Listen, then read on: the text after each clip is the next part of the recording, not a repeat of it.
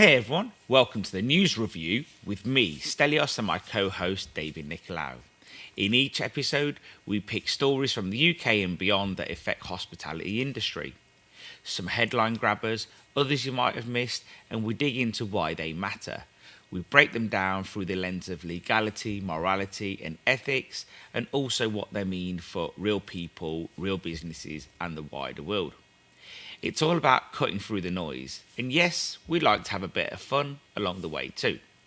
All the articles we mention are up on the Ceres blog, and if anything catches your eye, feel free to join the chat in our Facebook group or tag us on social media. Today's episode is brought to you by Ceres P1 Chip Preparation. Let's be honest, great chips are the backbone of any great fish and chip shop or even fast food restaurant. Not everyone buys fish, I know, shocking, but everyone buys chips. Here's the science bit.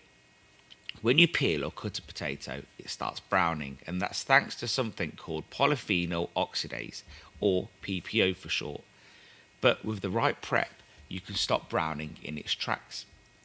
Ceres P1 preparation creates an environment that slows down oxidation and keeps your chips looking fresh. And when used properly, it completely evaporates in the fryer. The key benefits are small bottles that equal big freshness, anti-clumping formula, it helps reduce excess starch, and it even helps support longer oil life. So if you want consistent, high quality chips that boost profits, not complaints, head to www.ceres.shop, and yes, we offer free next day mainland UK delivery. Also, whilst you're here, don't miss our chip preparation masterclasses with my other co-host, David Miller. We break down everything you need to know to take your chips to the next level. And don't forget to check out our calculators on the Ceres website, which also help you calculate your yields. Here's how you can stay in the loop with everything Ceres. You can join our WhatsApp community feed, which is basically a one-way messaging group. No noisy chats. It's just like a timeline of events of what's going on. You can sign up to our mailing list where you get weekly emails with offers, competitions, the latest news and podcasts, the latest podcast that is. And, you know, whilst you're there, you can leave us a review on your favourite podcast player because it helps us reach more like-minded folks. You'll find all of the links in the episode description. Thanks for listening to David and me. And remember to always ask, what are the bigger questions?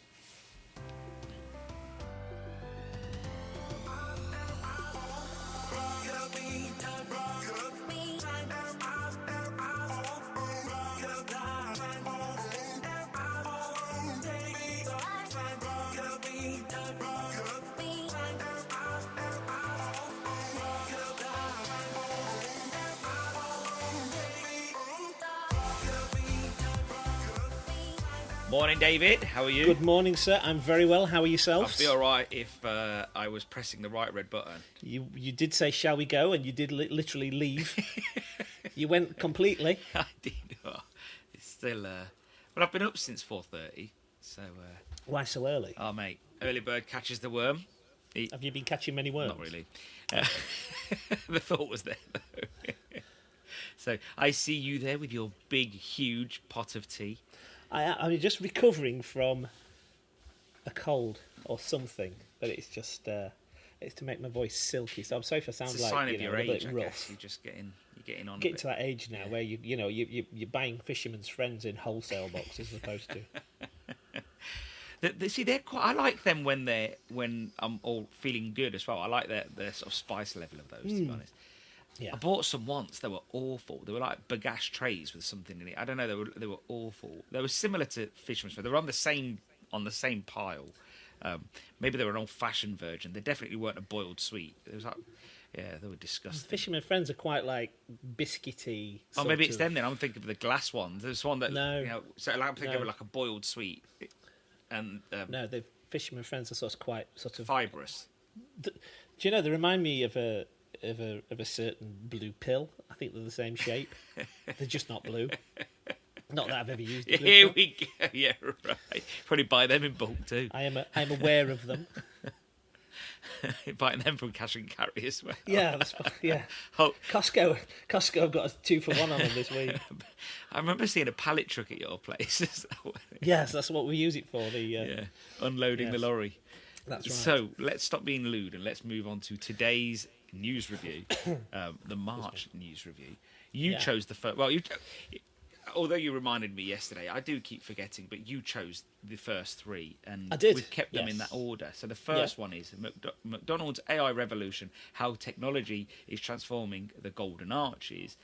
And McDonald's is a little summary of the article. McDonald's is investing big in AI to streamline everything from drive-through ordering to kitchen operations. But is this a bold leap into the future, or is it a step too far, replacing people with machines? Ooh. What do you think, David? Why did you choose this one? Two things. I think we're going to start seeing. We need to define some terms first, which it annoys me how AI is being applied to everything now. Yeah. That even if it's not AI, I mean, AI is artificial intelligence, and what we're looking here is probably more machine learning. Yeah. Which is there's a distinction. Excuse me. And the other thing is, I love the term edge computing, because that's how we all started out. There was computers in shops. There was computers in the, if you had a payroll system, you had a PC in the back somewhere in the office that sorted the payroll system out. And then it all became apps and cloud. And now we're pushing the computers back out to the edge of the network. So the processing power is in the store as opposed to a central place. So they say it can make the decisions faster. It can process data faster, and it can make decisions sort of relevant to the store, not to the aggregate. So that's my. So I guess it doesn't have to send. Let's say if it's got a quick compute to make, it doesn't have to send it to, let's say, London to a data server in America and then back. It just it's does all it done at the edge of the network. Okay. So it's distributed computing basically. So that's all it is. We've just distributed the problem out, distributed the solution out to where the problem is, and it's faster. Because I mean, one of the things that it looks like it's doing, it's using like vision systems. So when you put an order down, there may be a sort of a makeup table where you arrange the order, and it's actually going to say to somebody, "Oh, you're missing an order of fries, or you're missing a." I have noticed that though. McDonald's have this table at the end where everything sort of ends up, and it's all colour coded. Yeah, I've not noticed anything. I've not looked up to see if there's a camera there or anything, but I have noticed that. I would imagine this plan is a number of years in the making, because something like this can't be done overnight. No. So what they've done, they've started getting the staff ready to box everything up in one place, which I have and get noticed, them doing that first, and then put the vision system over the top. But we were looking at some ovens a while ago, and there's an oven manufacturer called Inox that has a camera above the oven. So when you put stuff in, you actually you have to train it. So it's so not you have for to selfies. If you stick your head under and put your face up, yeah, I'm sure you can. But it learns what the food is. Yeah. So it says, oh, this is chicken, and we need it cooking at 10 minutes. Because the biggest problem is people putting the wrong setting on burning food. And I guess this is the same thing with McDonald's, that they're starting to look at how to cut down waste. Now, so that's sort of augmenting people's working life to make it easy. We have this where we get an email sort of 2 hours later saying you've missed my peas off. When it's busy, you've got, we have multiple people packing the same order and one person checking it off. So I can't imagine the amount of volume that they do. The amount of do McDonald's send vouchers as an apology if you've got a problem? Well, a friend of mine, I was talking to him yesterday, and he had a problem at a McDonald's. I don't know which one it was, Warsaw area, I'm not sure. And he complained, and they sent him a £10 voucher. So I guess they would. Yeah. So all those £10 vouchers are go flying out as an apology. So if they can mitigate it, so even 10% of that, I guess they've paid for the vision system. But and this technology is going to trickle down to us at some point, like it always does. It always starts with the $1 billion companies, and it ends up being repackaged and pushed down to us. I mean, it's a lovely idea. They've got Internet of Things sensors on equipment, so they can schedule maintenance, they can see breakdowns, they can anticipate stuff. It analyses data off those same systems. Very clever. The systems to verify the audio accuracy. But and it's going to, it's all powered by NVIDIA chips, which is going to do NVIDIA share price the world of good if McDonald's are investing heavily. Now, the other thing is they're starting to look at replacing the order points with now AI kiosks.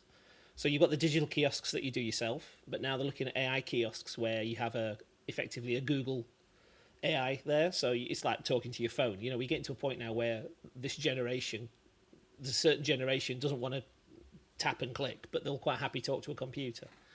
I don't know if you've read that KFC have just turned all their drive-thrus into AI, and they've said that they're going to have to mitigate the rise in national insurance and taxation that Labour have introduced, and they're going to get rid of people. So they're going to just, before it was, we're going to redeploy these people so they're more productive elsewhere in the business. Now it's, no, we're not. We're going to have to get rid of them because the government's forced us hand. I mean, they were always going to get rid of people. You're not going to spend hundreds of millions and stand still. You are going to want something for it, which is probably less humans involved in the business. So I think we're going. Are we going to start replacing ordering staff? Are we seeing the end of actual people taking orders and just basically being? Well, I guess there is a benefit of if a customer is placing the order themselves, then they're responsible for getting it wrong, let's say, or at least on their part, if they put a hamburger with cheese or fish and chips with peas. Yeah, but we do get a phone call on a Friday night saying, I've put the order in with Pre-A-Day with your online system and it's wrong. I wanted cod and it's clicked haddock. Well, no, you've clicked haddock. Yeah. No, I clicked cod and it's given me haddock and you can assort. So obviously, I know what you're saying. We get that too. Like, don't get me wrong. Like, it's rare, but we get people that use our website and they'll go all the way through ordering it to cart to checkout, and then you'll see the receipt at the end. I think we're like, and then they'll actually get delivered, and they're like, "Well, I didn't order that," and I'm like, "Well, clearly you did." Well, and also, let's say you didn't. Let's say it was in your cart from the day before. I have got it set to clear the cart every 3 days, just in case people will leave it in for too long. But if it was in the cart from, let's say, yesterday, are you not checking your order when you're about to pay for it? So I do think people are absent-minded sometimes. They're busy. They've got about a million things going off. And I think businesses, what it's like when you're about to place an order. You probably don't sit there religiously and say, I'm going to place my Fries Pride order or my Colbeck's order, my Tea Quality order, whatever. You don't sit there and say, Teresa, do you mind? I just need 3 minutes to focus on this one this thing. morning I've got 3 windows open and Tea Quality windows on one, soft drink companies on the other, and I've got your window open, but which I've not done anything with yet. That's coming later. So it's very easy to get distracted. Yeah. So and I do think at home people are probably very distracted because they don't have any order at home because it's a home, isn't it? Yeah. But I don't know. I do think that we're probably going to see. To some degree, AI is probably, or machine learning, whatever it is we're going to call it, technology, let's say, is going to reduce labour. And that is the whole point of it. They wouldn't be investing in it otherwise. I mean, so McDonald's are still very, there's a human fulfilling your order, putting your burger on your patty. But have you seen Chipotle in the US? Is it Chipotle or Chipotle? Is it Chipotle? Well... There's no accent on my copy and paste, so it's probably Chipotle. Burritos and stuff like that. I can't remember. There's a couple in London, I think. They've got AI-driven robots in the stores, that just cut avocados. That's all they do. I'm presuming avocados are expensive, so... I guess they are, yeah. So they've employed robots to cut them perfectly. Wendy's, IHOP, Sweet Green, they've also got robots in the kitchens now. Miso Robotics, it's a California-based burger chain, have got... robotic-only restaurants, and that's their USP, where there's literally no humans cooking the food at all. But it's just we've got a robotic arm that specialises in frying, in flipping burgers, in frying chicken. How long is it going to be before these are now at a price point where you can get a robotic pot washer or a robotic fryer? In our industry, you'll probably have these filter through in what we at 2025. So I think 25 probably years? no, I'd probably say 2070, 2080. I still see chip shops that have Preston and Thomases. So like, if they've still got a 40-year-old Preston and Thomas in the shop, you're thinking 40 years. No, I'm thinking that when people. No, I'm not thinking about when the technology is available. I'm thinking about when people upgrade to that technology. Oh, I'd be all over it. I would love it. Yeah, but you're also a technologist. You love this sort of thing. I love it. Is yeah. You know, I'd spend hours reading this guff. Yeah, and I saw, I saw a shop the other week, and not that there's anything wrong with this. If this is what they want, like, I'm more than happy for them. But they had a 40-year-old Preston and Thomas there. And I know it's 40 because it was installed in 1984, and I was born in 1984. And wow. And when you think like he's clearly upset about the current cost of gas, and that would be costing him a pretty penny in gas as well. I mean, when we put the Florigo in, we had an old Frank Ford, and I might have told you this story. Have I told you the story about the helicopter? Tell the listeners. So we had the pilot that flew the South Yorkshire Police helicopter, which was based in Sheffield, and we're literally 2 miles off the runway at Doncaster Airport. And he came in one night, and I said, "Oh, we're doing the range," and he said, "Oh, are you really?" I said, "Oh, it's new, it's energy efficient, it's fabulous." He went, "Oh, right, okay." He says, "You do know that we kind of navigate by your range?" So I was like, "Excuse me," and he said, "Yeah, if we're coming in for fuel, because the fuel refueling point is at the airport." He says, "If we're coming in, we just put the infrared on, and if it's a bit of a misty night, we can actually pick your chimney up from about 5 miles away on the infrared, and we just know that if we fly over the top of your shop, turn left at a certain point, we're there. We don't have to go up and fly all the way down the approach." He said, "No, it saves us hours." Yeah. So, and then he came back and said, "Well, like, we didn't show it didn't have any pictures of the infrared." But he came back and said, "Yeah, there's very little coming out of it." So I mean, the old Rangers, were pumped some ridiculous heat out the top of those chimneys, and you're paying for that, And we worked out that our range. I mean, we've wandered off from AI, haven't we? But we worked out our range over 10 years would be cost neutral, just in gas. Yeah, and look, you'd burn yourself on those extraction pipes as well. Oh, whereas yeah, they're hideous. Whereas these now, the cool touch. So one of the things I was thinking about when you mentioned about human jobs being lost.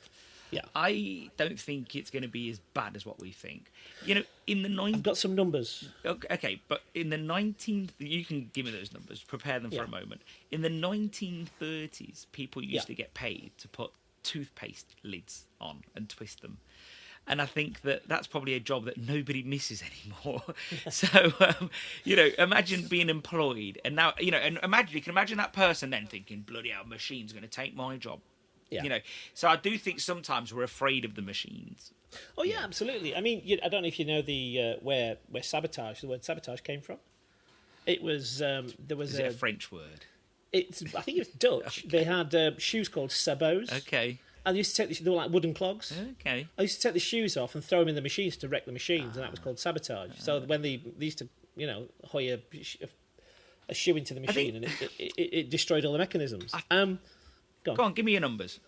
Right, so when the Industrial Revolution came, I mean, the whole AI, robotics, machine learning has been dubbed the Fourth Industrial Revolution, and that's more the World Economic Forum's definition of the Fourth Industrial Revolution. So when we had the Industrial Revolution, we took farmers out the fields and plonked them into factories, and it was a low-paid, low-skilled farming job.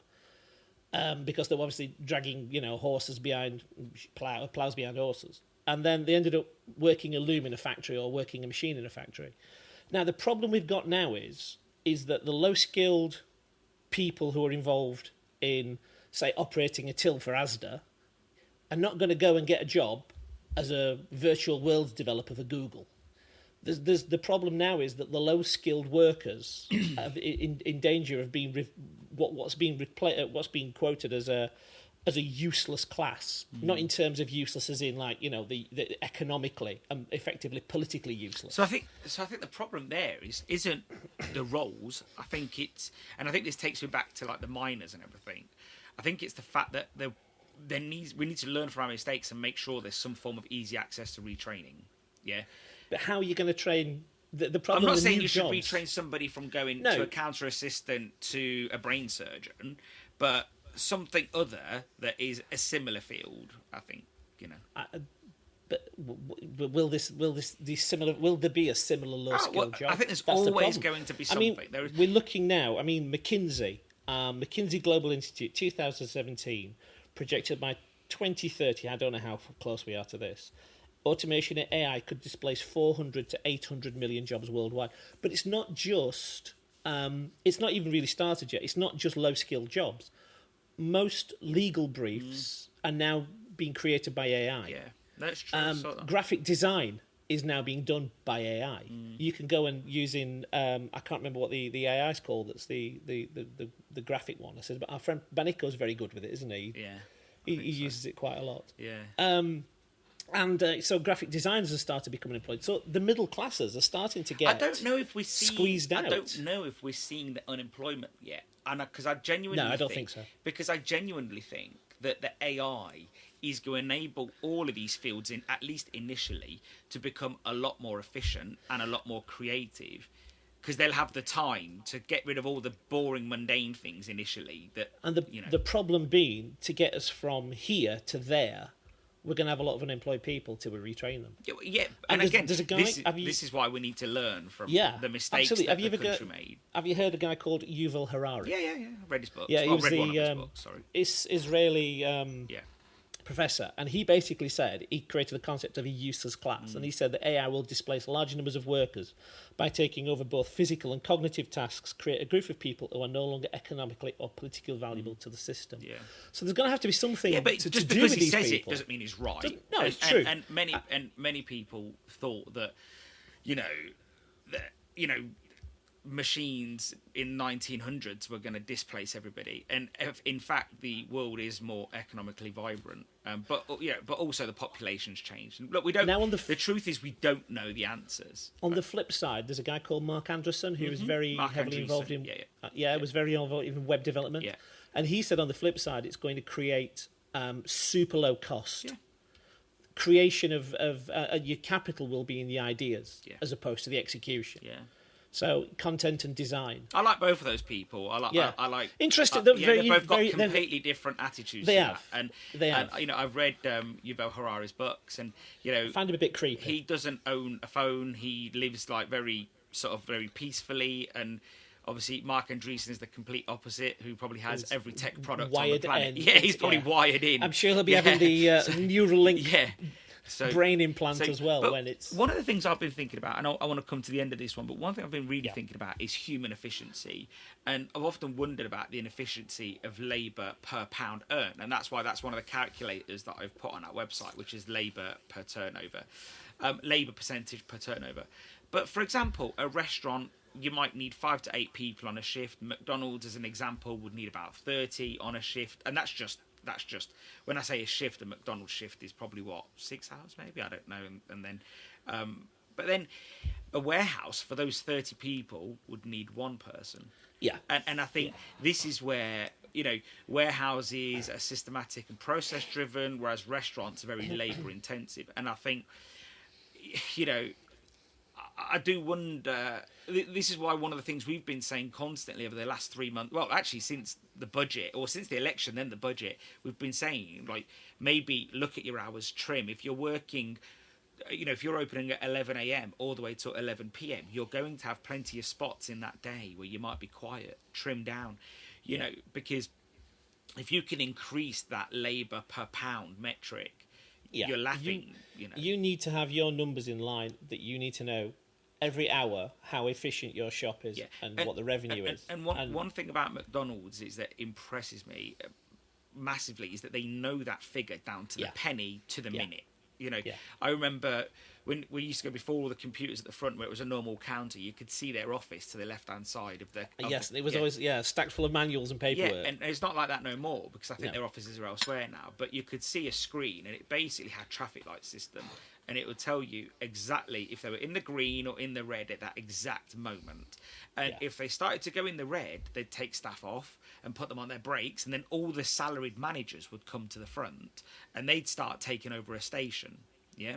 So then they'd go back into the green. So let's say it starts getting busy again, then it goes back into the red, because if the salaried managers are there, they can't serve enough people, can they? Because they need enough. No. So then it goes back. So bring everybody off the bring everyone brakes. back on, and then it goes back into the green. So it's not only a turnover-based thing. There was a lot of algorithms going off there, and that's probably in the like early 2000s. Like, you know, so. You know, and they put like ANPR situation, you know, like similar to not ANPR, but like army technology and cameras. Well, no, yeah, this was army technology that they were using in the army for the cameras at the drive-through to see how many cars were coming through. Yeah, and I think technology, they want to know that they're running like a well-oiled machine, and I think that's something that most normal restaurants or chip shops are going to really struggle with. I think. We need to learn. Yeah. We need to learn of these people, and you need to have good data, and you need to use that data as well. But again, when you've done 40 hours a week or 50 hours a week at the coalface, do you want to sit down another 20 hours worth of data analytics? Yeah. You know, that's the other issue. But you have to know your numbers. Yeah, absolutely. The scariest thing is when we've been approached by some people sort of to help out with sort of awards, and the first question we ask them, "What's your GP?" They have no idea. Yeah. What's your percentage profit on your fish? What's your size of your chips? What's your GP? How many? And they just don't know. They don't have this data at the end of the fingers. And this goes back to why we then did these calculators, because they're fabulous, by the way. Because so many people, I get messages every week saying, you know, I've just whacked my prices up. Oh, was your GP low? I don't know. No idea. Yeah, and they're like, well, okay, so they just did it blind. And I do worry about this double inflation, because. And I've sort of spoke about it on the pod squads. If people whack up their prices and then the price of stock comes down and then the price of stock goes up a year later, and then you whack it up again, the price, but you've actually doubled. Well, we keep a historical spreadsheet of costs versus our price rises. Yeah. So we can say, well, hold on. Last time fish was 220 quid, but we had 9 months where it was 140. Yeah. So we've laid off a little bit of that. We've laid some profit into that. So let's not move too fast. I mean, and when people say, "No, that's it, 5% straight away," it's like, where's that number come from? Should it be 5%? Should it be 3.5%? Yeah. Because it's 5% plus VAT. Yeah. Well, so you can amplify yourself out of business. And I'm not mocking, because my dad used to do it like that. He'd just walk around the shop, look at the menu, and be like, "Yeah, I'm too cheap," and whack his prices up. Yeah. But he also had, like, I'd say, maybe 30 years in business with relatively very stable commodity prices. Yeah. So he mostly did price increases when he felt like it, because he felt like the business was worth it or whatever. But for the most part, he missed a lot of those really big potato prices that were in the 70s, and then onwards, let's say 90s. There was a good 20 odd years of just, crept up very slowly. We've talked about this before, and obviously we're well off the subject of AI, but in your business life, you've never seen interest rates of any notion. I mean, when I started my first business in 93, we were coming off the back of another global problem, and at my first business, we bought some equipment, and it was funded at from the bank. This was at 16% for the bank loan. And it hurt. It was brutal. You had to make sure that you were, that every pound that you spent was gonna come back plus. Well, hopefully AI solves that problem for you. I don't think so. I don't think it's gonna get us out the financial hole that we're in, but we can certainly try. We can find out where all the money's gone missing, I guess. If AI does come to the industry, we hope we can bring it there, David. I think might be my next job. You never know. I don't know. I'm probably more like AU or AS, artificial stupidity, or artificial unintelligence. I don't know. So it's a skill, isn't it? Everyone's got a talent. Yours might be stupidity. That's the saying, isn't it? So the next article you do yourself down. Yeah, sir. you know me. The next article you chose, son, was Sales Slump sends Greggs share prices to a 2-year low. Greggs has seen its share price tumble after a dip in sales growth despite expanding rapidly and pushing value deals. In this article, we explore whether the high street giant is losing touch with its core appeal. What do you think, David? Why did you touch on this one? It was more to do with the stock prices, to be honest. So, are you a stockholder? No, no, I don't. I used to be back in the 90s. We did quite a little bit of stock trading. and we won and lost in equal measure. I like cryptos. I'm a crypto guy, I'm a gold guy. I'm not interested in stocks at the moment. So why did this one pique your interest? So the like-for-like sales rose 1.7%, which is not shabby. That's fine. Okay, in the first 9 weeks of 2024, these numbers are obviously a year out of date because they've been collated and then pushed to the stock exchange.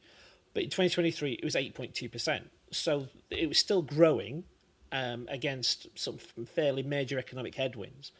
But the slowdown triggered a massive drop in the stock price.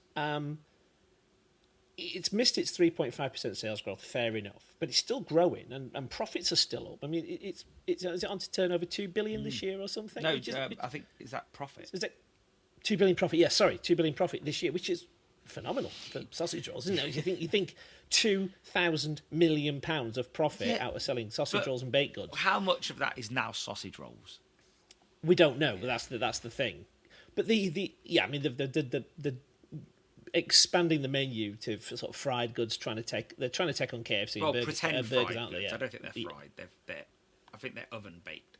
Are the oven baked goods? Well, that would be slightly better for you then. Well, I don't know. It depends where they get the chicken from. The price peaked at £32 a share. We're now down to £17.89, so it's nearly at half because that company missed a 1.7% sales growth. Just how brutal the economy is. This is how hungry that investment is for growth. And as soon as those sales, that target has been missed, boom, gone. So I mean, and that's a massive drop in your share price. It is extreme, given the fact that it's not a huge drop. No, it's not. Okay, the numbers are probably fairly large in terms of profitability, in terms of profit, in terms of absolutes, but in terms of percentages, it's tiny. The crazy thing about the story is that because of that, it would send management into a tailspin. Oh, we need to do this. We need to act. We need because obviously they're not privately owned, so they can't take those long-term views. No, and their obligation is to the shareholders. As always, any public limited company, the first obligation. Well, if you don't is to like the it, don't take the money. I guess. Yeah. So, yeah. And I always see that argument sometimes. Oh well. Oh, they're a shareholder. Always the obligation is to the shareholders. Well, yeah, don't take the money then. Stay public. Stay private. That's it. Yeah, that's it. I mean, they want the fact is that you go public to grow. Yeah, and that's one of the reasons. But it attracts inward investment. I wonder, and now, again, we'd have to see this year's, finances, and we're not there yet. But I'm convinced there is a slight problem with Greggs, and I think that we just haven't seen it come through yet. I walked past one yesterday, well, two actually, because there's two in the same town in Nuneaton. It's not a big town. I went to the bank yesterday. There's two. They're probably a 1.5 minute walk past from each other. So for me to go to the bank, I walk past both. They were both dead, but then the town centre's dead as well. So that's not their fault. And then you think Tamworth, where I take Alex for training, again, there's two next to each other, a 3-minute walk away from each other, and they're both dead. All right, it's early evening, and yet they're expanding. And they're putting more sites in and more stuff. And I actually think if I was them, and I know they're like them next to each other. I think because they get so busy at lunchtimes and so ever and they've got very small footprints. Greggs have that they're probably better off with two. But I actually wonder if they're just better off changing some of their sites to have 50% more capacity. One big one. Yeah, or a one bigger one rather than two. Yeah. And it does make me wonder, but, and I do wonder, the other thing is, so I think there is a price quality taste issue. I think consumers now, given the fact that they're loaded with so much fiscal headache, that they're taxed to the hilt, they're stressed, they've got high electric bills, high gas bills, they're not overly happy. The average consumer's a bit stressed, to say the least. Are they then saying, you know what, I don't want to spend £1.30 on a sausage roll or £2 or £3 on a sandwich. I'd rather make it at home. I'd rather eat these cheap basic things at home, do it myself, might be better anyway, more nutritious if they're making it at home. But at the weekend, I'm going to go for a curry. I'm going to go out with my friends. I'm going to go to a nicer restaurant or Five Guys for a burger. Because how is it at the same time we are seeing the complete opposite Five Guys, for argument's sake, really that till is constantly ringing. They don't seem harmed by this at all, and their burgers aren't cheap. No. So I do wonder, is it a quality perception issue or a satiety issue? Because you have to buy a couple of things to actually get full from Greg's, literally. Because they are small. It's a sausage roll. Yeah. It's, it's not, and I do think, have they expanded too much? Again, it goes back to what we were talking about. Do you mean, have they hit peak sausage? Well, nice way of explaining that one. But I don't know, a few years ago it was baked goods and sweet treats. Now it's baked goods, breakfast, evening food, snack food. Yeah, there is a massive creep of menu. Yeah. We're telling everybody, you need to tighten your menu. You need to have less stuff. To be more efficient. Yeah. So third-handedly, I know somebody who's an area manager at Greg's, and he said they have very tight time constraints. So, and this goes to their staff being quite stressed and grumpy. That they have to make X amount of sandwiches every 15 minutes, 20 minutes, an hour. Like there's a certain thing they've got. There's a very short shelf life on baked goods. Yeah, absolutely. Yeah. But the staff, I don't know. I just think they've done too many things at once. They've tried to take on McDonald's. They've tried to take on KFC. They've tried to hit McDonald's at breakfast time, KFC at lunchtime. And I think, have they become a jack of all trades and a master of none? I don't know. I don't frequent them that much to eat their food. So I think I've been in twice. Yeah, but I've walked past enough. But to be honest, I don't really. We make sausage rolls if we're going to do them. I mean, we'll get some sausage meat. We'll mix it and make some pastry. Yeah. We'll do our own. If we're going to go for a picnic or do something, we'll make something nice. I've had one or two while I've been out and about, and I just think, I just feel quite dirty afterwards. But I think that's the benefit of it, to be honest. I think that is dirty food. Yeah, I think I read this article the other day, and it said sometimes something naughty just hits the spot. You work hard all week, you're stressed, you're being good, you're trying to be healthy, and every now and then you just want something a little naughty to hit the spot, and maybe that fits. That might well be. That might well be. A sausage roll, or whatever it is that you choose from and there. Me, we're only 3 sausage rolls ever from societal collapse. But have they moved away from what was their need? There seem to be, good, there do seem to be, and this is the thing. They now run. They have to expand for the stock market share price. There's some chief executive there will be exercising share options. Though, do you have to expand the menu, opening hours, everything, and presumably that's how they've decided they're going to grow their business is by more sites, more choice. Yeah, because that chief executive's options are based on performance and share price. Yeah. He wants to pump that share price as hard as he can, exercise those options and cash them out for income, and that's how it works. Yes. So is it driven by? It's not necessarily driven by. So could it just be customer demand? It's driven by pushing share price. So is Greg's a victim of its own success then?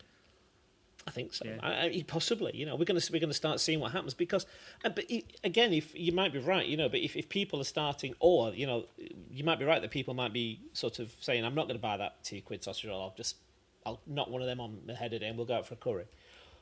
Or people are so skint now they can't even afford a bloody sausage roll. No, I don't see that. You just don't know. I don't you see just don't know. No, we still live in a society where people have access to available credit. It might cost a bit to get it, but people have a credit card. They have, so they have access to those things. But when you're seeing, this is true. The McDonald's are still quite busy. Yeah. The KFCs are still quite busy. I was at where our warehouse is. The nearest food place is Corley Services because we're in the sticks. And anybody that goes down the M6 will know where Corley Services is. And I went there on Friday to get the lads a treat because they'd been great all week. They smashed it. And I thought I'd treat them to lunch. And the queue for Burger King and KFC, slightly less so for Subway, but the queues were horrendous. I ordered it, then went to Waitrose to get myself something. So I sound so. Of course. That sounds I've just ruined it? the fact that I was arguing in the last pod squad about us being classist about food. I get the. Do you know there's a story? Actually, do you remember that? There's a story of Robert Maxwell in the 80s when he used to have meetings, and when the unions used to come in, it was beer and sandwiches. Yeah. Because he used to have a kitchen off his offices at wherever, obviously down Wapping, I think it was. And when like the executive used to come in, it used to be shrimps. It used to be, So the meals were created accordingly to the people who were coming in. And I think you've just done the same, haven't you? No, because if Waitrose for the management class, because I would have offered KFC for the burger for the workers. Because they look at me like I'm the strange person, and so they look at me like I'm the crazy guy. But so the crazy thing is the queue was horrendous. Like as in, and had there been a car crash? No, it wasn't even that busy. Although we go through the back exit, so we sort of don't see how many cars there is on the front. But it was mad, But it was lunchtime. Obviously, it's lunchtime, so it's not like. But then again, it's a service station, so it's meant to be busy.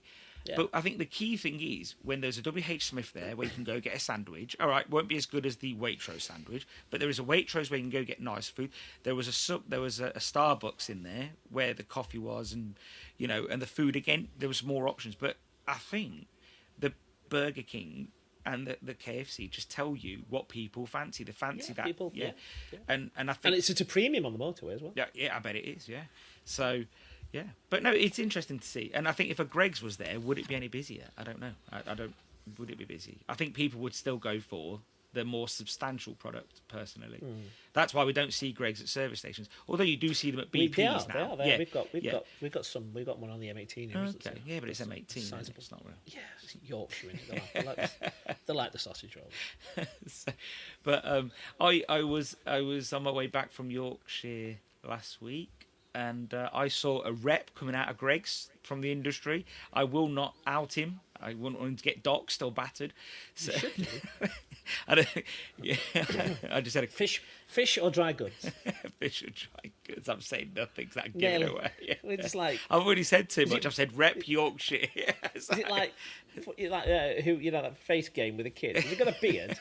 I love that face game. Flip them down. So blonde hair. Moving on. Just Eat. This is another one from you. You're very. It is. You're picking all the techie ones. Just Eat takes to the skies with drone delivery rollout. David. I even read out your name because I put David pick this one. Just Eat is rolling out drone deliveries in Ireland, but will this high-flying idea take off or crash under pressure? In this article, we look at tech, the risks, and what kind of delivery this kind of delivery means for jobs, cities, and local food businesses. David, why did you choose this one? Because I've always said that I don't really want to get into delivery. We're in a fairly rural area. One of the biggest problems we've got is, if you know anything about airspace, we've got Class A airspace next to us, which will cause a problem for sending anything through it, to be honest. Drone based. But I just love the whole sci-fi world that we sort of seem to be moving into now. So let's just sort of break it down a little bit. So there's a company called Manor Drone Delivery, who are they're working with Just Eat in Ireland.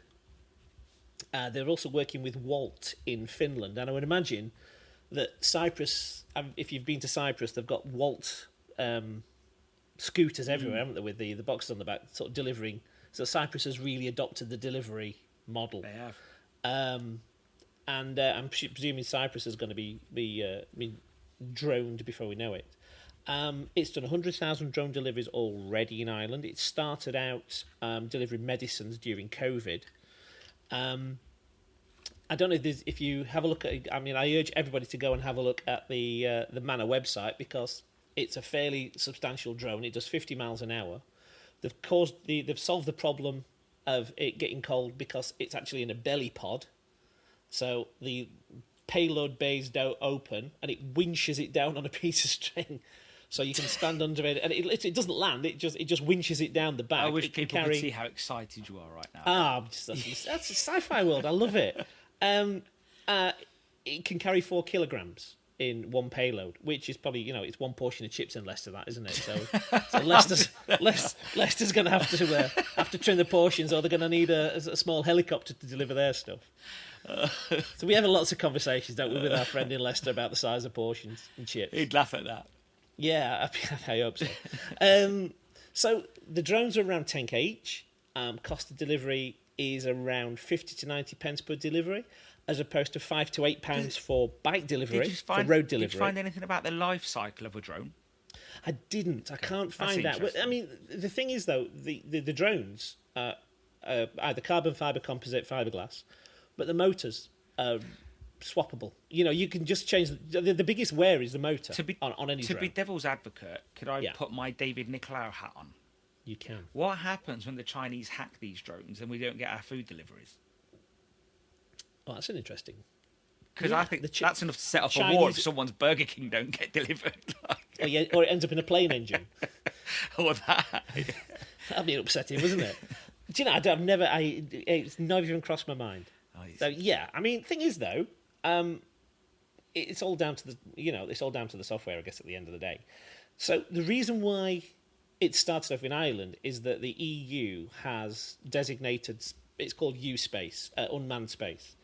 It's got dedicated airspace for drones, and it segregates airspace from autonomous unmanned vehicles. So you can say, this is the pickup point, this is the delivery point. The drone just gets on with it, sorts itself out, avoids stuff. So I don't know if you've been reading about Amazon wanting to do Amazon Prime drone. And they're starting off in Darlington. But the problem that we've got is that the CAA is developing its thing called NATS, which is the National Air Traffic Service, is developing a system called Open Air, which in fine British fashion, it's stuck in regulation. And they're having to so every drone delivery needs a remote pilot. Even though the drones are autonomous, you've got to have somebody watching one drone. Can take control because it's called beyond visual line of sight. So once it disappears out of the the ground proximity of somebody watching it, you need to have VR goggles or whatever on a screen, and you need to be controlling it. So we're 5 years away from even getting the airspace sorted. If I'm honest, I don't know if I like it, and I tell you why.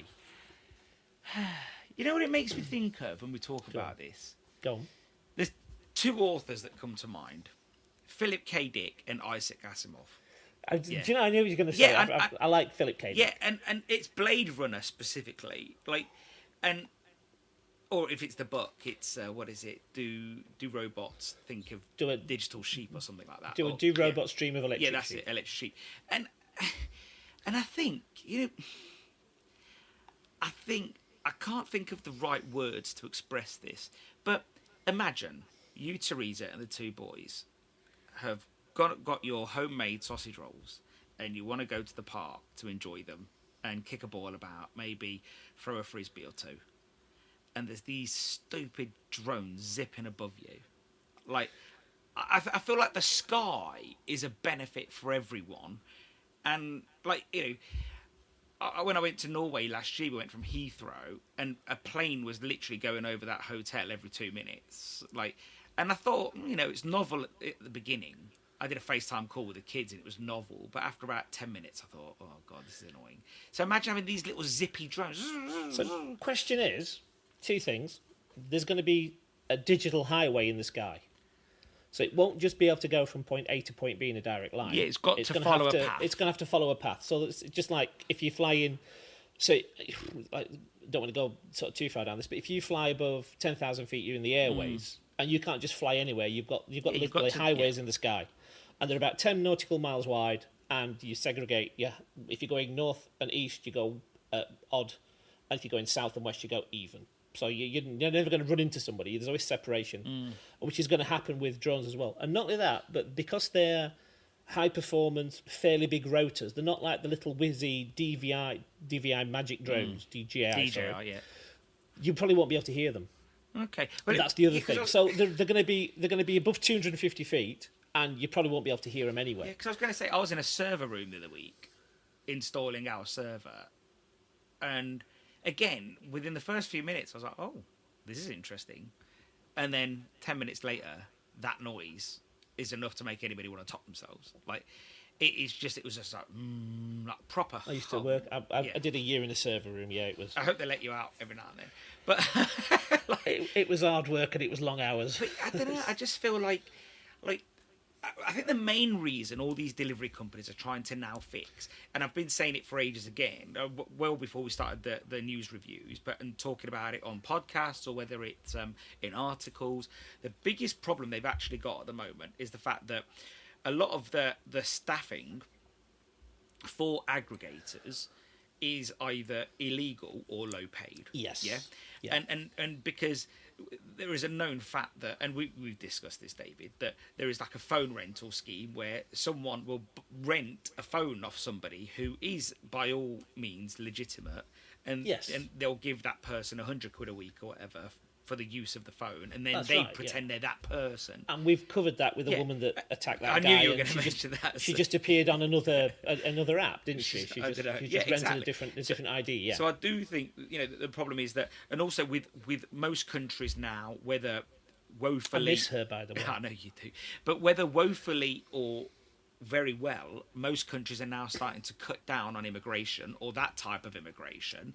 So I think that, what we're going to do about these riders and so on. And I do think, I'm surprised that we haven't, well, not we, but I'm surprised the aggregators, the Deliveroo, the Just Eats, haven't broke that 40% barrier, to be honest. I think they've sort of stuck at 37, 39, but they've not broke the 40.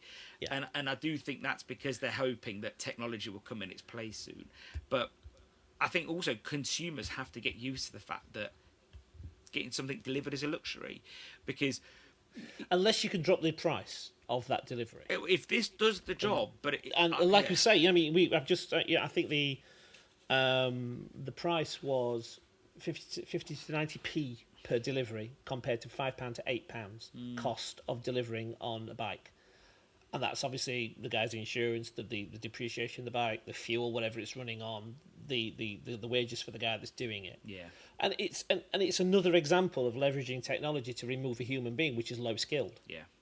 And we've got they were on the other day on I was watching GB News, and they mentioned that they were using the university student people coming and registering for useless courses just to basically come here to deliver for Just Eat and Uber. So it is so, low skilled people trying to get into the country to earn a living, I guess. I mean, compared to if it's $10 a month in. Well, I don't think I'm not being funny. If you've come from, I'm just guessing now.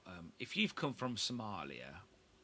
Like, I don't think you've come to deliver as a rider. I think you've come for better opportunities. I think that's I think that's the beginning of the chain. I think that is like. I think people get here with a preconceived idea that it's going to be streets paved with gold, and when they find out that I met all the opportunity they've got is riding a bike around London or driving an Uber. I met a chip shop owner once. He was a really good friend of mine, actually. I still know him, and I said to him, what was it like when you moved over here from Cyprus? And he said, I thought I was going to walk around picking up cash off the floor all day. Yeah. He goes, I thought, because when I saw people come back to Cyprus and they had a nice car, they had nice clothes, and he said, I just thought that there must be, the roads must be gold paved. And he goes, I soon found out that when I came to the UK, I was working 90-hour weeks, 100-hour weeks. That's how they've done it. And that's how they've done it. I sat and watched my dad doing 90, 100-hour weeks. Yeah. You didn't even help. You just sat and watched. I just sat and watched. Yeah, it's like just think I wouldn't do it like that, mate.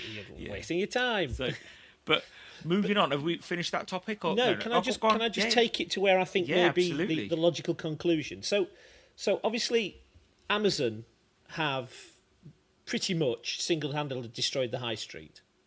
Personally, I think so. Well, let's not say Amazon. Let's just say online delivery and online shopping have pretty much sort of smash the high street out of existence.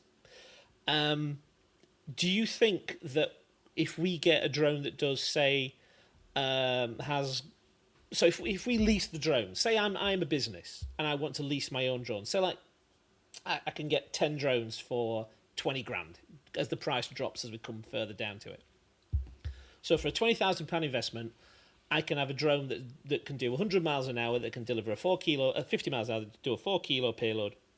I can have it zipping around, a 16-mile range in less than 10 minutes, effectively, or 8 to 10 mile range.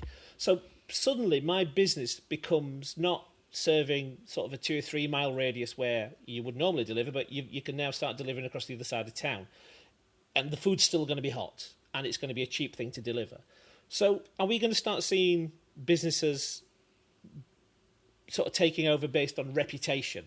Because it would be as cheap to get an order from the south side of town as it would be from the shop down the road. And then are we going to start seeing are we going to start moving away from physical stores to dark kitchens, basically, where it's gonna be more effective to just set up a kitchen with multiple operators and have the drones based that's there. That's tested a little bit now, and with riders there. Yeah. I went to one in Wimbledon, and there was like a little mini industrial estate, and they were just full of riders, and they were just going into.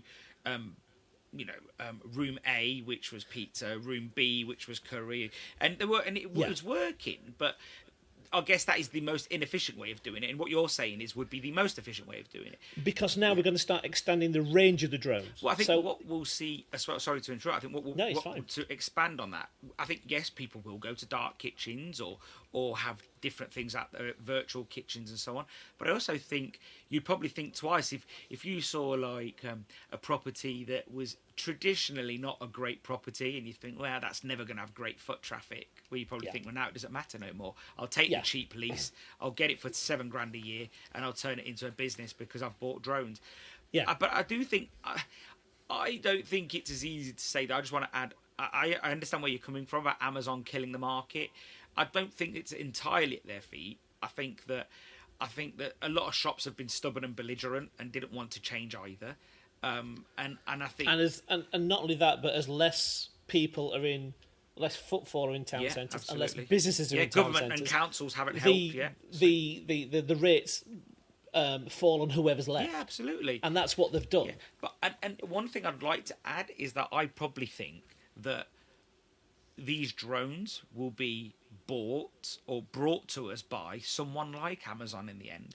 Well, it will they be. Are, they are going to buy them all and make them all. It'll be a bolt-on from pre-day quick serve. Yeah, exactly. And I think you'll rent them or whatever. Yeah, absolutely. Yeah. And I'm sure there'll be a like a. I mean, if you start looking at have you seen those drone swarms where they can light up? They've got different lights. And the Chinese do it instead of fireworks, don't they? Yeah. The technology's there. Yeah. To have something picked up from A to B without much of an issue. Yeah. I mean, but 30 years ago, when we were just buying the first mobile phones, and we could all just make phone calls with them, and now we've got phones sat here that's got more processing power. What they sent the guy to the moon with, so the cost comes down. Yeah, but we only use the utility it to look goes at up. This is true, yeah. And other unsavoury things upon your phone. I don't. I'm a sensible person. Me neither. I'm a married man. Stop. So let's move on. Yeah. But good topic. That's the future decided then, isn't it? We're all going to have dark kitchens and drone delivery. And now talking about an uncertain future, although I don't think it is. But we're now onto your picks, aren't we? Yes, exactly. So this article, and I've been looking at these articles for a while now, and it's interesting. But we're in a turnaround. Starbucks CEO calls for urgent change, and I chose this one. Starbucks says it's in a turnaround moment, calling for big changes to revive its brand and performance.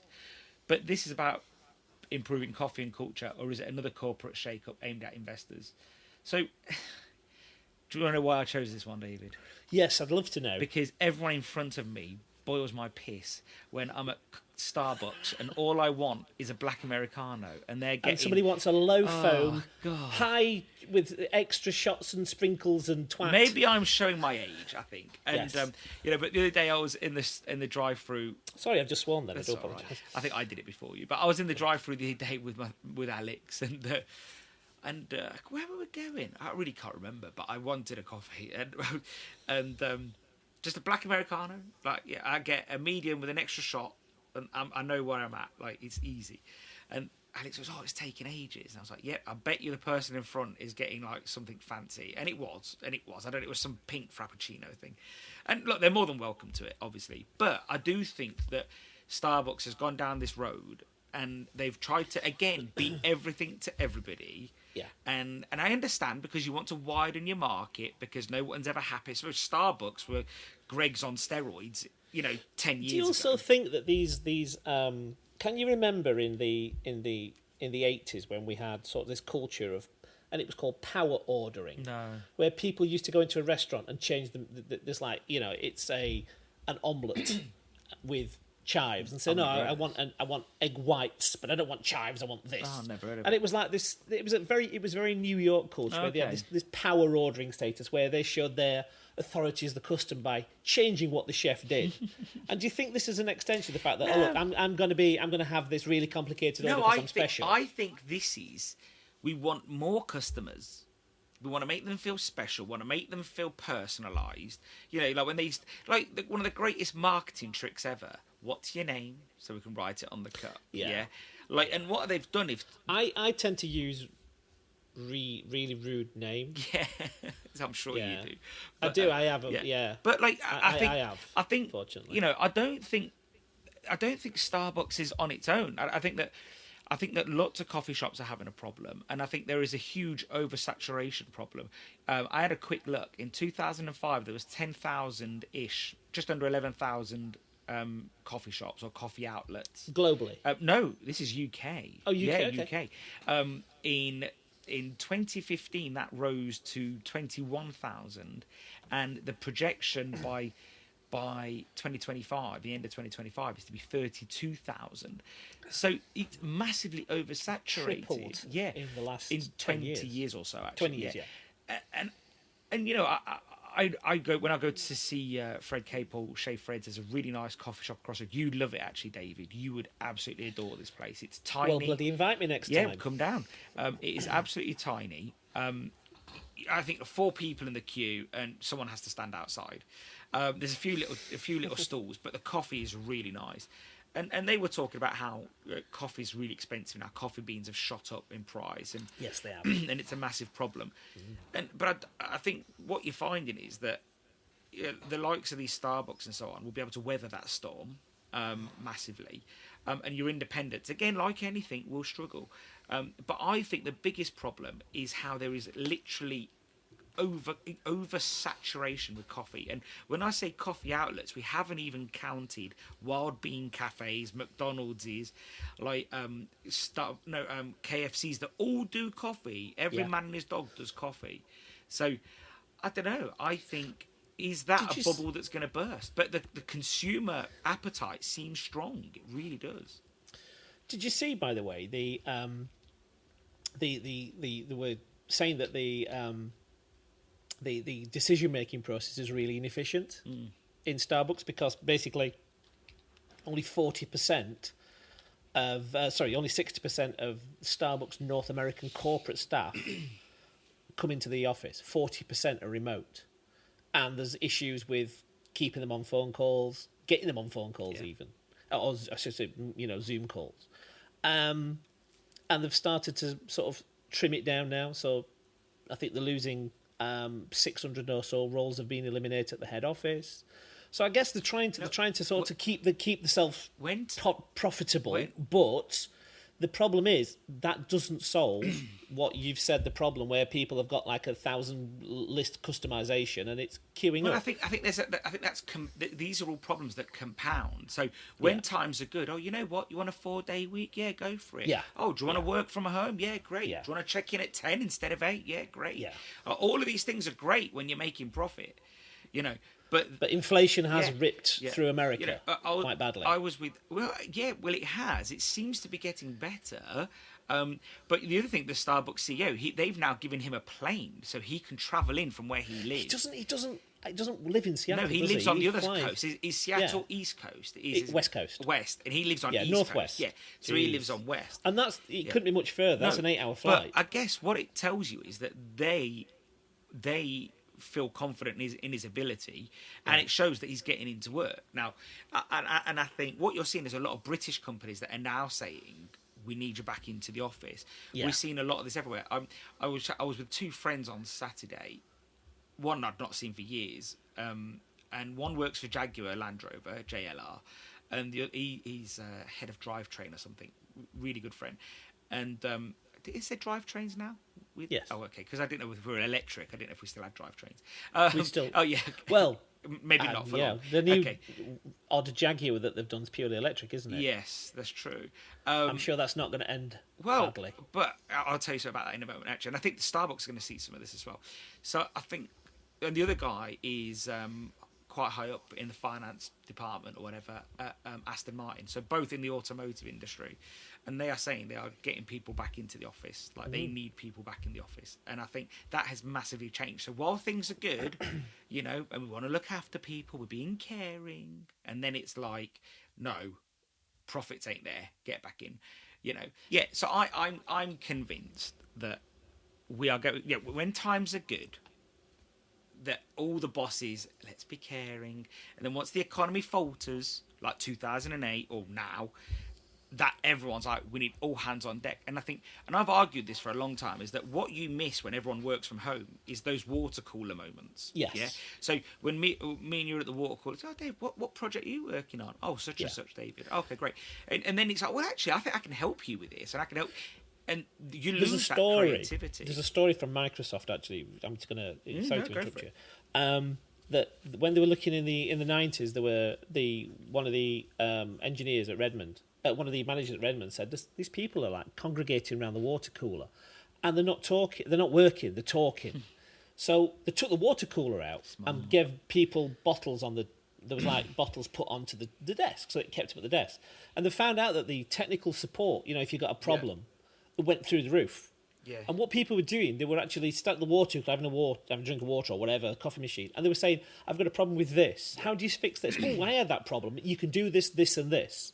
So they were actually, communicating, networking, and as you said, things what's. And I think on the flip side of that, David, it's like the opposite story. And this is where Apple, when they designed their offices in the 90s, not the new circular one, the old one, but I think the new one's the same. All offices basically work from a left to right. So it'd be offices all open plan to the left, water cooler, then toilet and stairwell. And that is because if anybody needed to go to the toilet, they wanted someone to walk past everybody, because you don't know what conversation that's going to spark. Oh, really? What are you working on? Oh, I've got this pesky problem, blah, blah, blah. Yeah. Whereas I think that maybe they knew about that. And maybe they thought, no, we're going to ingrain this into the office culture. And I just don't think you can get that working from home. I just don't think it's just disconnected. And I mean, it's very difficult when we're doing the pod squad, having a 5-way conversation over Zoom. Exactly. Where we could do that if we were in a room together, it would be a lot more organic. Absolutely. But obviously physically, geographically, and also you see physical cues. You see someone's eyes, you see someone's face, you see someone's cheeks, and so on. But talking to Jaguar, I was listening to a podcast the other day, and I think a lot of companies are going to face this now. And I think Jaguar has an existential threat of not existing anyway. I think if they did nothing and just carried on designing cars as they have been for the last 100-odd years, I think they're at huge risk. So I think they're taking a big gamble. Whether I agree with it or not, I'm probably not a target Jaguar customer anyway. But this guy was saying, he goes, when you're faced with people moving over to either more expensive, nicer cars or cheaper, very useful cars, where do you sit? And I think that's what Jaguar is up against. And I think whether I agree with it or not, it is a shame to lose that heritage. Well, I think heritage moves on anyway, doesn't it? It's not some. From like when you see, like, when my dad had an XJ 12 years ago, which was an absolute beast of a car. And it's something he's never ever gone back and bought again. Yeah. He went and bought German after that. So. Yeah, they have got. I mean, they have got a massive car problem. I mean, China's got a massive car problem. There was 800 electric car makers 5 years ago, and there's 100 left now. Yeah, but they'll most of their stock's getting dumped on this side of the world. Yeah. Is it adapt or die? Yeah, and I think it is. But just going back to Starbucks, I don't know if you read the little bit in the bottom. It came in my research. That they've found out that there's 4 million daily customers globally, and if they can just serve 5 extra customers a day, they could add 900 million to their revenue annually. So you giving that customer a hugely customized beverage, great. But like the 5 guys behind you that just walked out the queue because they're not going to wait 20 minutes for a drink, that's money out the way. Yeah, and earlier when I spoke about inefficiency and the staff of different sectors, I'm convinced that the labour pound or the pound earned per labour hour in Starbucks, it's only in the positive because of how much their menu generates. Because Yeah. it's expensive. Like, you're not walking out there without spending 20 quid or 15 quid. Have they lost that sort of luxury coffee feel? Because they're £4 or £5, aren't Well, they? they've definitely lost the artisanal coffee feel. Yeah. That we know that's contrived now, because you can't be a huge billion-dollar company and be artisanal. Not at all. Yeah, if you want artisan coffee, you'll go into that place that I mentioned in Bournemouth, which is opposite Shea Fred's. It's ounce. They're making small batches of coffee. Yeah. There's 2 baristas and they're in a really tight spot. That they're doing a good job. Like, that's artisanal.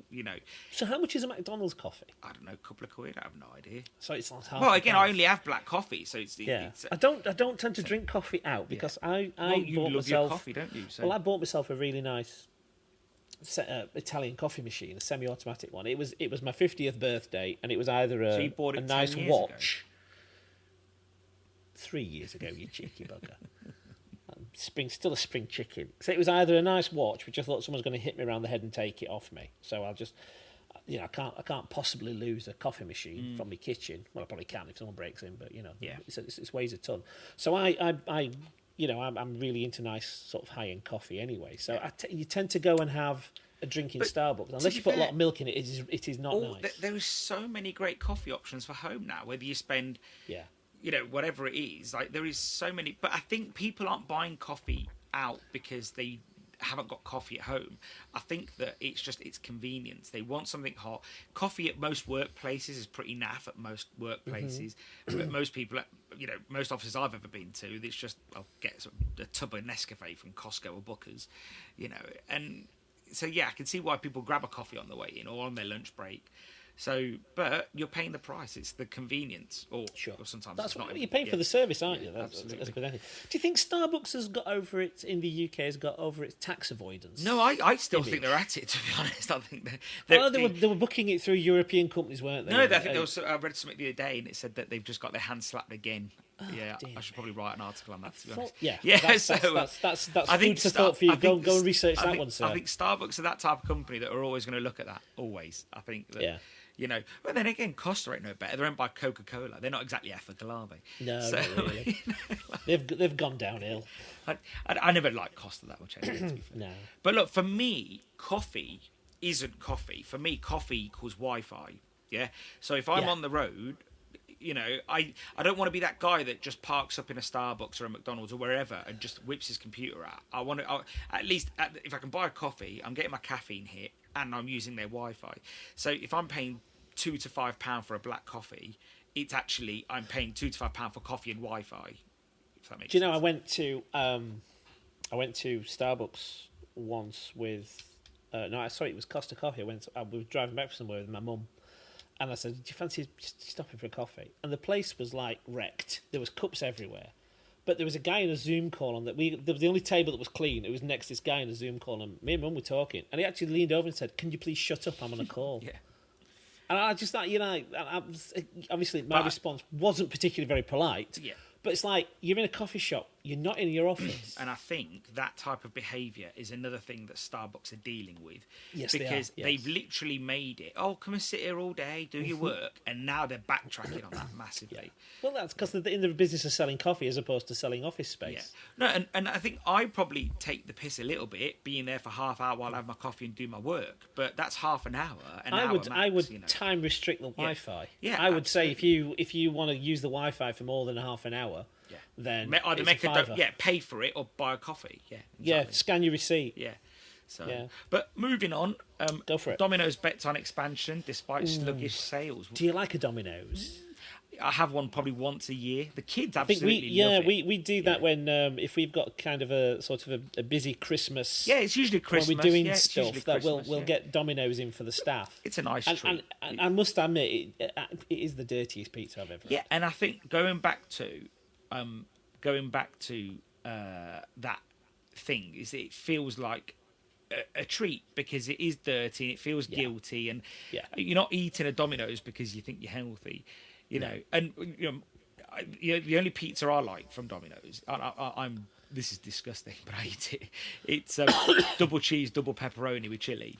Yeah, and it is. You see the box afterwards, and it is just seeping. There's only one pizza you should be ordering. That's pepperoni. Yeah, it was made to go with cheese and bread. Yeah, but double cheese, double pepperoni with chili flakes. It is just, but you see the box afterwards, the fat on it. It's swimming with grease. But you know what? If you're going to do it, you got to do it right. Well, if you have it once a year. But this article was about, again, a little bit of a sales slump they had. But 2 billion in sales, 1,600 stores by 2028. Yeah. These are quite impressive figures, aren't they, David? Really, they are hammering it. Yeah. And especially when you think how much competition they've got. Every man, I know our industry talk about competition, but every man and his dog is doing pizza. If you look at kebab houses do pizza, chicken shops do pizza, supermarkets all do pizza. I have just realised something. Go on. The pizza won't fit in the belly of a drone. They'll be the first ones to have their big drone. There'll be a big square drone. Yeah. So, but maybe they're sort of banking on the fact that if everybody goes in the air, they'll have free access to the roads. Who knows? They're going to be able to go faster. Yeah. So, but you know what? I think, I quite think, I never knock Domino's, not because of their pizza. I think as a digital business, they are ahead of the game. They've always been really ahead.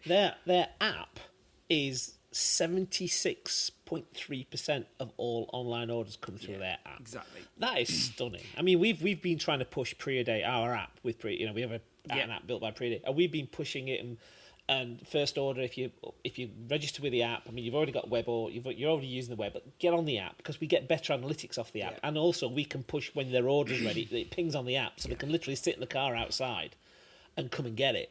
It's waiting, and we've tried to sell the app, and we've gone now and said 15% discount on your first app order to try to push that better data driven business. But this is just phenomenal. 9.5 million app users, and its loyalty program will now extend to 3 million participants before 2026. I mean, that is some numbers. See, I read something a while ago that said that the porn industry was the key reason why most technologies take off or don't take off. So it was one of... Say that again? The porn industry. Yeah, the porn industry is one of the main reasons why certain technologies take off and others don't. So, for example, why is it DVD flourished when something else didn't? I can't remember what it was up against. Why did VHSs do so well? And it's because of the porn industry. Like VR today is mostly consumed by people that watch porn. Yeah. Seriously? And this article said this, and it said, but I do think Domino's have sort of copied that model. Whenever there's something new, a new platform, they are there. So I remember when Sky Digital first came out, you could order a pizza by pressing the interactive button. Yes, you could. Yes, and they tied it in with movies, didn't they? Yeah, exactly. Yes, you can order a pizza from using an Xbox, digital watches, car dashboard. Now, I know not a lot of people are driving home and thinking on their car dashboard, I'm going to order a pizza. But the fact that they do it is a bit of a gimmick, but it works. I think they are literally omnipresent. They're everywhere.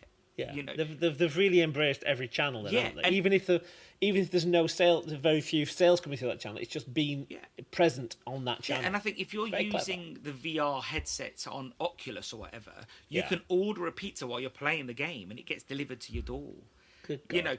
And I think they've really embraced technology for years, 20 years, 30 years. They've been, and I think that's why they can get those sort of figures because, when you're doing it for 30 years, and I remember they used to do these really clever tricks. I think the first iPhone I had was like an iPhone 4, and I remember the pizza app. I downloaded it just to order a pizza and try this thing, but it said it's if you blow into the phone to cool down your pizza, you could win a prize. Yeah, and it's these little gimmicks that they do a lot of fun. That was years ago. I don't know how long that phone was, but so I do think Domino's Pizza, despite of all the competition they've got, they charge more than everybody else too. But I think where they've been clever is this American model of they've folded in the price of delivery. And it almost looks like, but it's free delivery. But it's not. It's £18 for a pizza. It's £22 for a... I mean, we used to have... I mean, one of the girls that worked for us, her and her husband were really sort of heavy consumers of Domino's pizzas. And she, 20 years ago, she used to ring up and order a pizza. And, hello, name. And by the way, you've ordered this, this, this, this, and this. Do you want one of those as well? You ordered that last week. They had all the data. As soon as they were one of the first people, even then, to have sort of a data-driven business that they knew exactly what you'd ordered, what you liked, and then you can obviously target and talk offers to that person. about less staff. Like, I saw a photo from a Domino's pizza the other day in the 90s. And there was 9 people on phones taking phone orders. Yes. Whereas when I went to collect the one at Christmas time, because we literally have it every Christmas, we don't really have pizza that often. Well, not from Domino's anyway. And you go in now, and it's literally just there's no one there. You wait for your pizza, someone brings it over because they're all doing pizza.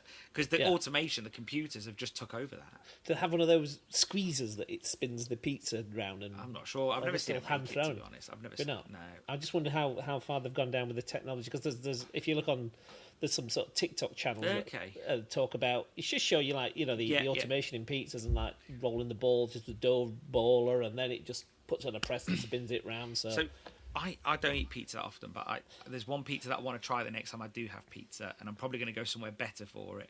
And so I was listening to Joe Rogan and Elon Musk a while ago, and they were talking about the 2 ingredients you should have on your pizza, and it's a flat pizza with tomato base. Well, that's 3 ingredients now, and anchovy and pineapple.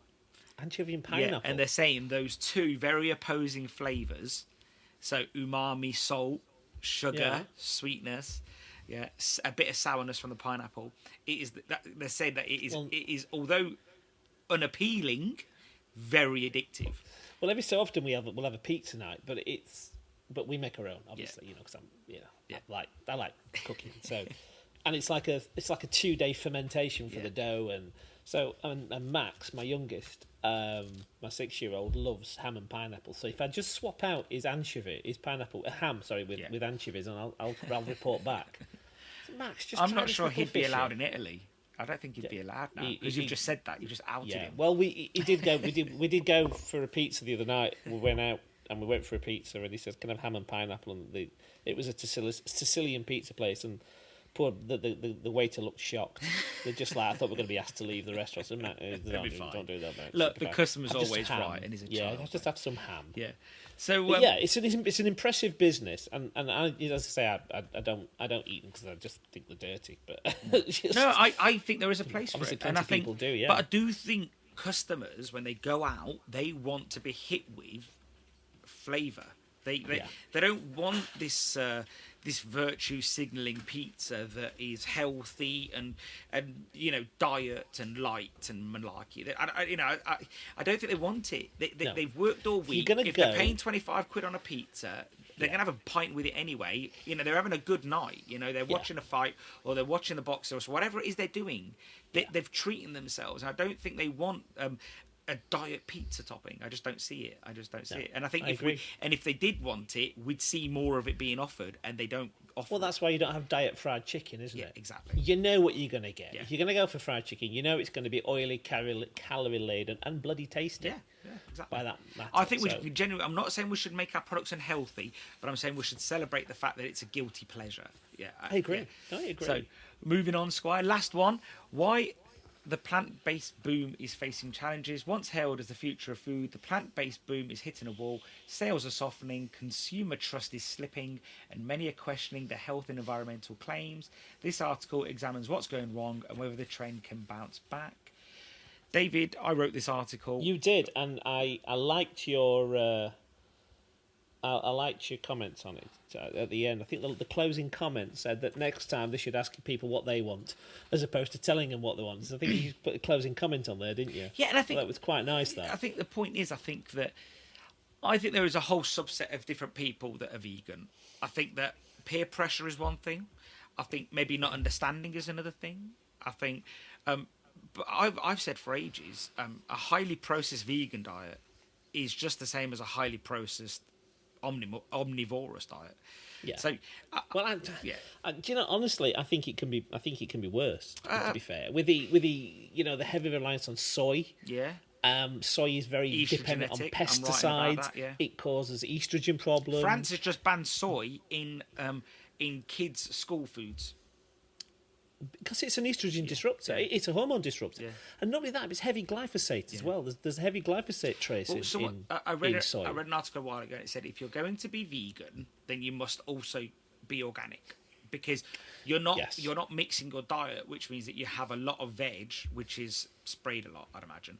Yes, But not with just glyphosate, all sorts of things. And glyphosate is probably cancerous, it says. Yeah, but it's also probably not the worst thing they put on food. No, arguably it's not. Yeah. So I think for me, though, I think that the maybe the bubbles burst a little bit, and I'm not saying it's ended, and I think that it has a place for people that want to eat vegan food, but forcing kids at school and people at canteens to eat it is a different story. No, I agree, but do you think that they've tied veganism into almost a political movement? Possibly. In the fact that the veganism seems to be mostly with sort of left-wing politics, intimately tied with climate change, intimately entwined with that sort of thing, electric cars, sustainability, climate. Although the electric car thing just took a huge shift to the right with Elon, but as in most people's perception, shall I say, that's something else we can talk about there, which I find so bizarre that they've been banging on that electric cars are going to save the climate, even though they don't. Yeah. And then now all of a sudden, Elon Musk's now going through and opening up all the fraud that's happening in government. Instead of attacking the people who've stolen the money, they're attacking the people the guy that's finding the fraud and destroying his cars, which I find. I do like the swastika cars, though. I think that's quite. Yeah. The left are not very good at memeing, but that one's a good one. Yeah, I think for me, just going back to food for a moment, sure. One of the things I read a while ago was about vegetarians. In 2015, there was a report that said that over a third of vegetarians, and I know this isn't vegans, but a third of vegetarians ate meat when drunk. Wow. And most commonly, kebab meat, beef burgers, bacon. Well, I've always said that a party at 3:00. If they start with bacon sandwiches, when we went at university, I used to always take a pack of bacon with me. So because it's 3:00 in the morning, after you're all still out there having a drink, you're hungry. So bacon sandwiches, and the number of people who didn't eat meat, after they're drunk. Well, if you're hungry, a bacon sandwich, yeah. And I cured quite a lot of vegetarians. Alcohol is a disinhibitor, so it will disinhibit you. So sure it does, yeah. But I think many chip shops that I know stocked up on a lot of these. Vegan foods that were promised sort of bring in lots of sales. We did, and we didn't sell one. Yeah, and they were highly processed. They're stuck in the freezer for months. Yeah. And actually, the thing is, I truly believe that if you want to have a great vegan product to serve that clientele, I would probably limit it to one item, maybe. Whether it changes quarterly is a different story. That's fine. But put some love and effort behind it. Show them that you put some care behind it. Yeah. Not just, we've got this thing from our frozen supplier. And I'm not saying you shouldn't even get something from the frozen supplier, but dress it nice. Put some effort into the preparation. I can't quite sort of resolve the whole wanting to make fake meat and wanting to make fake bacon and fake fish using other stuff and, jackfruit, shredding it for pulled pork. I mean, it needed to find its own... It needed to find its own methods and processes and cuisines as opposed to trying to dress it up as a beef burger. Because it's clearly not worked. And, if you ever look at sort of the United Nations jumped on agenda, it was typically called Agenda 2030, but it was renamed to UN Sustainable Futures, and trying to nudge consumers over to eating more plant-dense stuff because it was better use of the land than intensively rearing beef.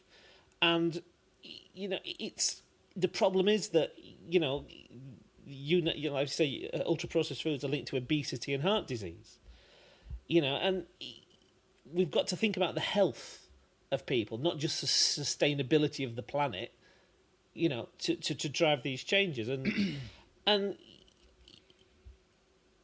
I mean, globally, I think we've now decided that I think the cat's out of the bag that these vegan food is not, as you say, the ultra processed is not good for you. It's not beneficial to you. Some is not good for you. Some is going to be okay for you.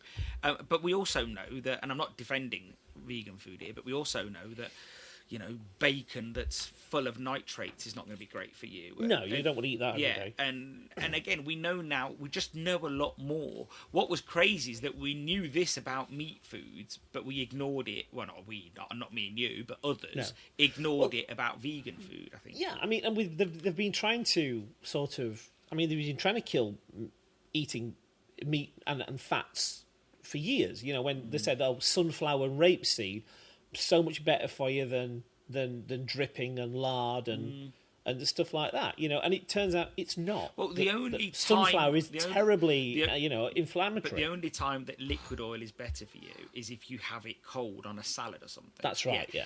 So again, I think now what we're learning is that certain fats have better applications. Sure. Should you fry repeatedly in rapeseed oil? Probably not. No. You should probably use something more robust, like palm oil or beef dripping. Lard obviously isn't. Well, lard isn't actually a great product for constant refrying. Actually, lard's okay for single use, but you wouldn't refry with lard. The smell's a challenge with lard as well. The smell's a challenge because it doesn't deodorize like dripping does. No. But as we found out. Yeah, back to your point about why they make vegan food look like other food. That's called anthropomorphization. Yeah. Anthropomorphization. So if you remember the first Google phones and the first Google smartphones and the first iPhones, the calendar looked like a physical calendar, and that's because when you make something feel like its physical counterpart, you want to create that metaphor that is comfortable. Yeah, it's comfortable. It doesn't feel like it's alien. Now the Google phone and the iPhone have moved away from that. They look a lot more digital, and because people have got used to it. Yeah, because the page used to flick, didn't exactly. it? It used to animate a page flick, and it had a little sound that had a... And that's all because it's to get people to use it and feel comfortable with it. Build that so that's why they make a burger that is... it's an analog. The problem is, they just don't taste as good. We've tried it, and it just doesn't taste as good. You're eating an analog. You're not eating something that you close your eyes. I mean, blind taste testing, I think 53% of people preferred the real thing. I can tell you something. So I went for a burger about 4 years ago at a place in London called Bleecker Burger in Victoria. Yeah, I did a podcast at Pizza Pilgrims with a specialist in the food business, and I went there for a burger afterwards. I can still taste the burger now. Not because it repeats on me, but it was so good. Okay. Yeah, sorry. Yeah. So what was it made out of? It was just a beef burger. Cow? No, beef burger. Yeah. It was a beef burger. It was cooked fresh. It was rare in the middle. It was a nice soft bun. It was a sesame bun, beautiful cheese. I put some hot sauce on it because I wanted some hot sauce. The fries were great too. But that is what a meat product does sometimes. Funny if you'd say that, because I went years ago. I was in London doing something with my old business, and there was Time Out magazine. There was, when the day was before, Google was around, and there was Time Out magazine. It said the best burger in London was at a place called Hache in Camden. Okay. So I drove up to Camden, and when you could drive in London, by the way, that was when you could actually get into London. And I drove up to Camden, and I had probably one of the best burgers I've ever had. It was beautiful, and you still think you go back to these things when you have these really good experiences. Yeah. And I just don't think you've had that. It certainly didn't have that when I had a plant-based artificial one. Possibly. But that still said, I do enjoy vegetables that are cooked nicely, good quality vegetarian food. Like that, the Cypriot diet is full of great vegetarian products. Like my grandma, when she was fasting, she used to make fajji. There you go. I love that stuff. And beautiful. And fasulia with a little bit of bread. And so I think it comes down to how processed is that product. Look at the Indian diet, the vegetarian Indian diet. Like if I was vegan, that's where I'd be. That'd be it. Like absolutely. Because it's spice and flavour. Spice, flavour, nutrition, lots of good vegetables. A good vegan diet. That's where when I think of vegan food, I'm thinking of the Indian diet. That we've got a couple of friends that are vegan Indians, and their quality of their food intake is amazing. Yeah. But they're not eating ultra processed crap. Maybe they do as a treat, just like we'll have a burger as a treat. Yeah. But it's not. We don't rely on it every day. No. And anyway, is there anything better than fish and chips? So no, and it's certainly not. What did they use as a fake fish? What was it? It was banana leaf. Yeah, was I'm it not banana? Sure. I don't know. Was it banana? I don't know. Yeah, I'm not sure. We looked at it for a customer. We tried it and we just gave up. Yeah, I'm not It's so like, sure. This is awful stuff. But on that note, David, we have covered the news. Yes, Yeah, we have covered lots. So I mean, I do like your opinion pieces, by the way. I'm opinionated. I get called out. They are very, very good. You know, I mean, what's coming down the pipeline? Some people in the industry call me a fence sitter because apparently I don't give my opinion enough. You are a faint what? Fence sitter because I sitter because I don't give my opinion enough. Apparently, I don't think you can be accused of not giving your opinion. I think we know exactly. If anybody asks you exactly where you stand, so what are you working on? What's coming down the line? You know, one thing I've noticed is, have you seen these Too Good to Go bag things? Yes, so I want to write. I looked at it, and it wasn't worth the squeeze the juice. Yeah, I don't want to give away too much, but I want to talk about that or write about that. Cool. One is about hospitality doing bad, really badly, but also doing good. If that makes sense. And again, looking at some data points there. So it's an article that's been building itself for a little while because I've had to look at a lot of different data points. Seed oils, because of what's going on in America at the moment. I've written that twice and deleted it. So I'm just sort of like, when you write something and you think, I don't know. Like, I'm very interested in seeing what RFK Jr. does. That's why I've written it and held it. I mean, he's told Coca-Cola to go back to using not high fructose corn syrup. Yeah. To go back to using palm sugar. Well, look, the way to do that very easily, if I'm honest, is just remove the subsidy from corn, and there you go. But also, to be fair, it's very interesting how. To be fair to Coca-Cola, though, and I know I don't really want to be like the sticking up person for Coca-Cola, but high fructose corn syrup, not only do you use less, which is obviously beneficial for them, but it spikes less than sugar. So the glucose spike on the body is less than normal sugar. So. But then, I understand it's fairly addictive, though. Oh, I'm sure it is. But what normal Coca-Cola isn't, or whatever, what sugar drink isn't. But it'd be interesting to see what RFK does with that. And so that's why I've held that. Yeah, because he's a massive advocate for very high quality organic. Yeah, but that's food, never. The fact is, you're never going to put that across America. Like, it's not going to happen. These are the land of the Twinkie.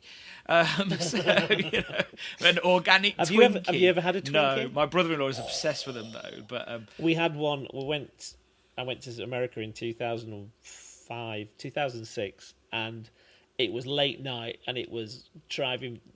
I'm a woodworker, and you like to play with your wood, yeah. Yes, and there was a company called Lee Nielsen Toolworks, and they make some of the best woodworking tools in the world. So we were in Boston, and I rang them up and I said, "Can I come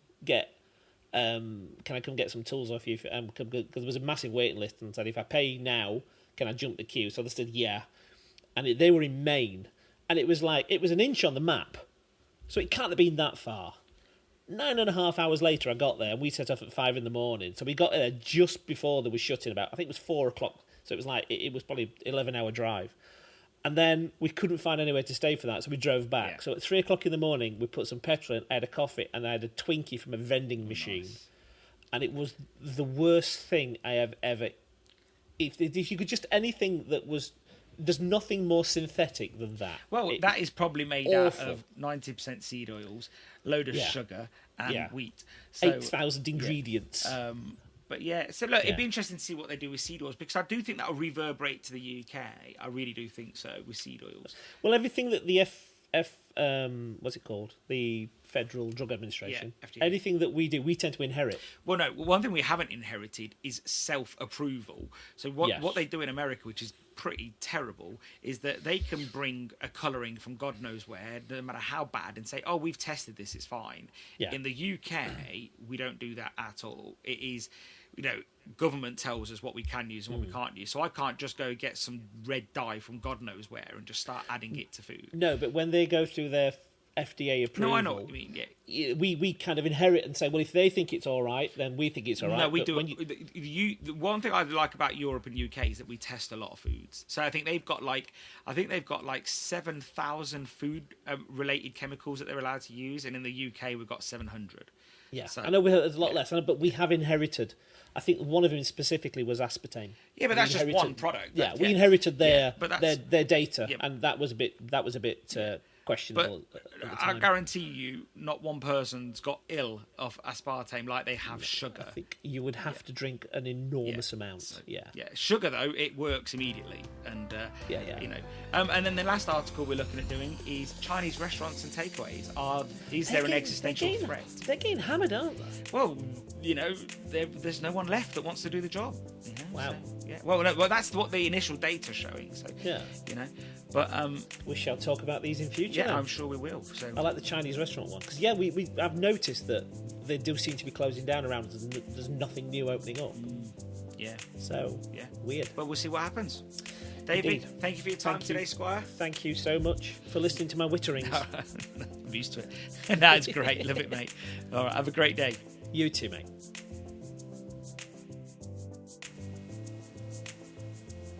That's it for this episode of the News Review with me and David Nicolaou.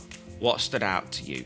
Join the conversation in our Facebook discussion group and catch us on social media for updates, offers and industry news. Don't forget to check out our new calculators. They're absolute game changers. At Ceres, we're here to help you grow, whether that's through smarter tools, better products or just being part of the journey. Let us know what you're working on, because we'd always love to hear from you. Until next time, thanks for tuning in.